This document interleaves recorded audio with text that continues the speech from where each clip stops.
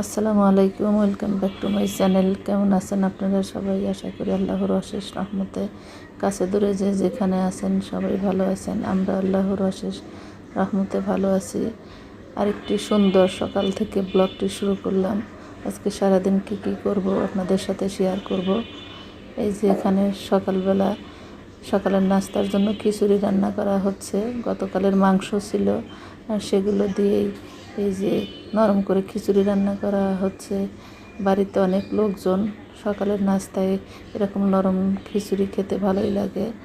এই তো খিচুড়ি রান্না শেষ, অলরেডি সবাই খাওয়া শুরু করে দিয়েছে। খিচুড়িটা অনেক মজা হয়েছিল।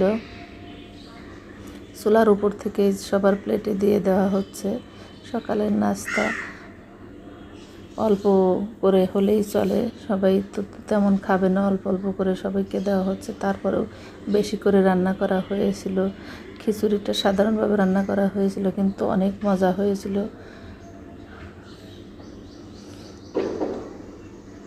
সকালে নাস্তা শেষ করে দুপুরের রান্না করতে হবে। বাড়ি ভর্তি লোকজন। আর আমার আম্মার পালন করা যে ছাগলটা জবাই করা হয়েছিল খাসি, সে খাসির মাংস দিয়ে আজকে বিরিয়ানি রান্না করা হবে। এই যে এখানে মাংস ধুয়ে পরিষ্কার করে রাখা হয়েছে। এখন বিরিয়ানি রান্নার জন্য আমি সব কিছু রেডি করে নিব। এই তো এই যেখানে মাংস ম্যারিনেট করে রাখবো, এর জন্য সব মশলা এখানে রেডি করে নিয়েছি। রান্না পরে করা হবে, 2 ঘন্টা আগে ম্যারিনেট করে রেখে দিব, এরপর রান্না করব। আজকের বিরিয়ানিটা আমাদের বাড়িতে যে পোলার চাউল হয় সেটা দিয়েই রান্না করা হবে। খাসির মাংস দিয়ে যদি এই লং রাইস দিয়ে রান্না করা হয় তাহলে সেটা খেতেও ভালো লাগে। আর বাড়িতে যেহেতু চাউল আছে, পোলার চাউল নিজেদের হাতে চাষ করা, সেটা দিয়েই করা হবে। আমি প্রথমে লেবু দিয়ে মেখে রাখবো, এরপর পর্যায়ক্রমে সবগুলো মশলা দেব, দিয়ে মেখে রাখলে এটা খেতেও অনেক টেস্টি হয় আর দ্রুত সিদ্ধ হয়ে যায়। আমি অনেকটা কাচ্চি বিরিয়ানির মতো করে রান্না করব, যদিও চাউলটা ছোট, তারপরেও ঠিক ওরকম করেই রান্না করব। আজকে প্রচণ্ড রোদ উঠেছে, তবে ওই রকম গরম তা না। পরপর কয়েকদিন বৃষ্টি হয়েছে, গরম অনেকটা কমে গেছে। আর গ্রামের বাড়িতে এমনিতেও ঠান্ডা, যদি কোনো রকমের বাতাস ওঠে। আমাদের বাড়িতে প্রচুর বাতাস লাগে, বাতাস থাকলে লাগবে বাড়িতে, আর গরমও কম লাগে সেই জন্য। আর এখন তো গরমের দিন, গরম তো লাগবে, এটাই স্বাভাবিক।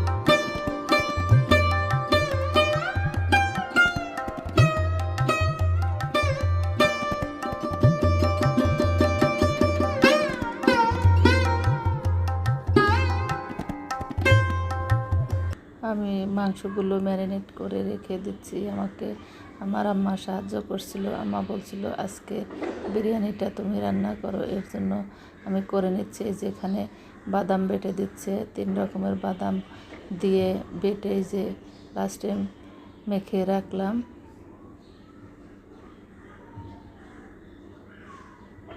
আমি সবগুলো মশলা একবারে দেইনি, পর্যায়ক্রমে দিয়েছিলাম। এখন ঢেকে রেখে বেরেস্তা ভেজে নিচ্ছি। মাটির চুলার রান্না দ্রুত হয়,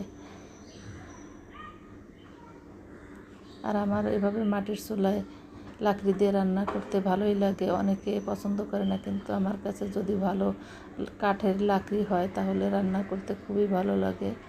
আবার রান্নাও দ্রুত হয়, আর মাটির চুলার রান্না এমনিতেও অনেক টেস্টি হয়।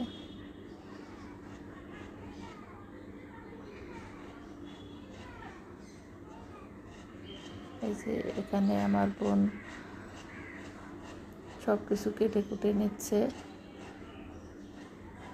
রান্নার জন্য। আমাদের বাড়িতে আজকে গেস্ট আসবে, এর জন্য সব নাস্তা রেডি করে নিচ্ছে।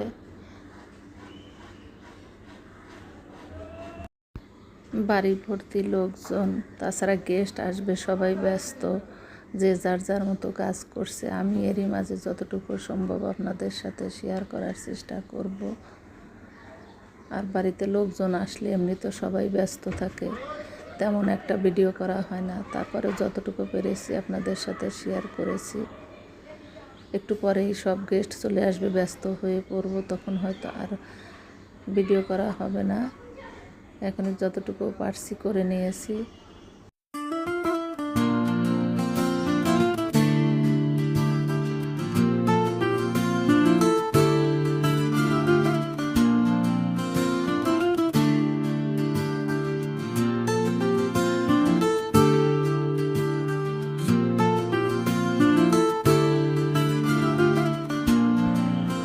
আমি বিরিয়ানি মাটির চুলায় দমে রেখে ঘরে এসেছি সিমাই রান্না করতে, যেহেতু গেস্ট আসবে।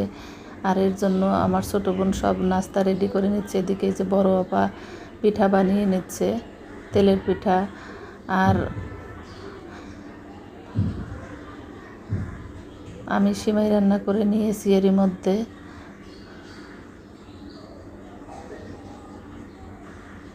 পিঠাগুলো অনেক ভালো হয়েছিল, খেতে অনেক মজা হয়েছিল। আমার বড় আপা, আমার আম্মা অনেক সুন্দর করে এই পিঠা বানাতে পারে। আমি অবশ্যই এই পিঠা বানাতে পারি না। আমরা যখনই বাড়িতে আসি আমার আম্মা এই পিঠাগুলো বানায়। আমরা সব ভাই বোন এই পিঠাগুলো পছন্দ করি।